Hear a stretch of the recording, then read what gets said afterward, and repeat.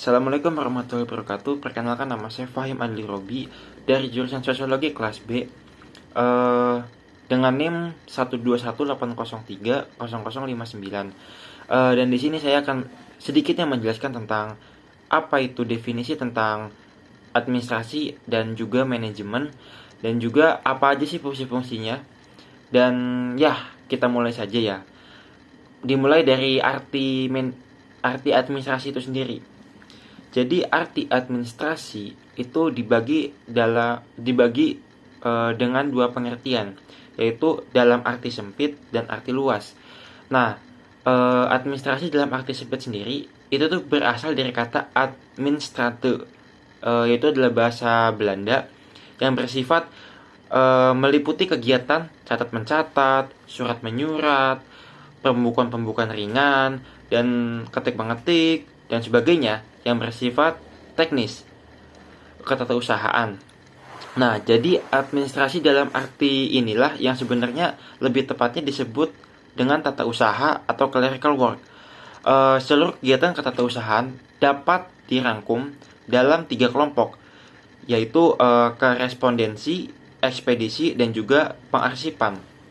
Nah, yang selanjutnya ini adalah tata usaha dalam arti luas. Tata usaha adalah bagian kecil daripada kegiatan administrasi luas, yang artinya kegiatan kerjasama yang dilakukan sekelompok orang-orang berdasarkan pembagian kerja sebagaimana ditentukan dalam struktur dengan mendayagunakan sumber daya untuk mencapai tujuan secara efektif dan efisien.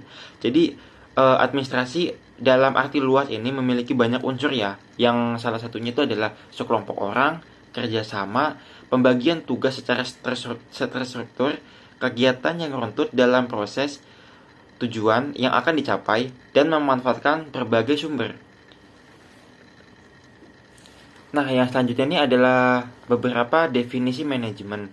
Yang pertama itu adalah pendapat dari H. Cons dan O'Donnell dalam bukunya yang berjudul Principles of Management, mengemukakan Management involves getting things done through and with people. Artinya, manajemen berhubungan dengan pencapaian sesuatu tujuan yang dilakukan melalui dan dengan orang-orang lain. Dan yang kedua ini adalah Dr. R. Makarita, expert PBB, yang diperbantukan pada kantor pusat lembaga administrasi negara dari tahun 1977 sampai 1980, memberikan definisi sebagai berikut. Manajemen adalah pemanfaatan sumber yang tersedia atau yang berpotensial di dalam pencapaian tujuan. Dan yang kedua ini adalah manajemen resource, sumber atau sarana manajemen. Ialah orang yang bahasa Inggrisnya adalah man, uang, money, material, peralatan, machine, metode, waktu, time, and prasarana lainnya, yaitu tanah, gedung, dan alat angkutan dan sebagainya yang lain. Dan yang ketiga ini adalah pendapat dari Tom Digniers, expert PBB, yang diperbantukan pada lembaga administrasi negara tahun 1978 sampai 1979, memberikan definisi sebagai berikut. Manajemen sebagai suatu proses yang berhubungan dengan bimbingan kegiatan kelompok dan berdasarkan atas tujuan yang jelas yang harus dicapai dengan menggunakan sumber-sumber tenaga manusia dan bukan tenaga manusia. Dan yang keempatnya adalah George R. Terry dalam bukunya yang berjudul Principles of Management, memberikan definisi sebagai berikut. Manajemen adalah suatu yang dibeda-bedakan atas perencanaan, pengorganisasian, penggerakan, pelaksanaan, dan pengawasan dengan memanfaatkan baik ilmu maupun seni agar dapat menyelesaikan tujuan yang telah ditetapkan sebelumnya. Ya, untuk selanjutnya ini adalah apa aja sih fungsi-fungsi dari administrasi dan manajemen itu. Jadi untuk fungsi-fungsinya sendiri dalam administrasi dan manajemen itu ada 5 fungsi.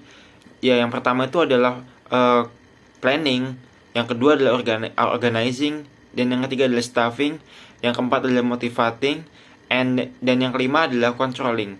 Apa aja sih maksudnya?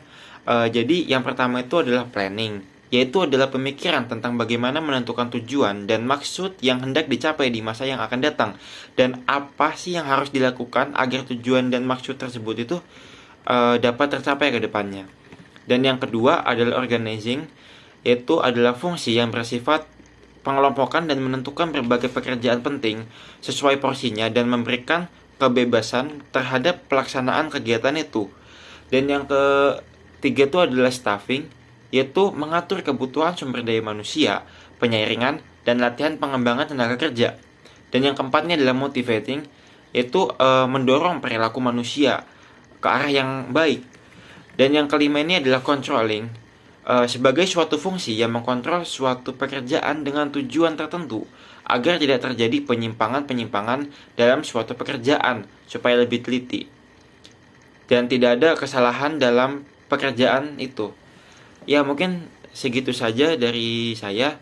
Kurang lebihnya mohon maaf. Terima kasih. Wassalamualaikum warahmatullahi wabarakatuh.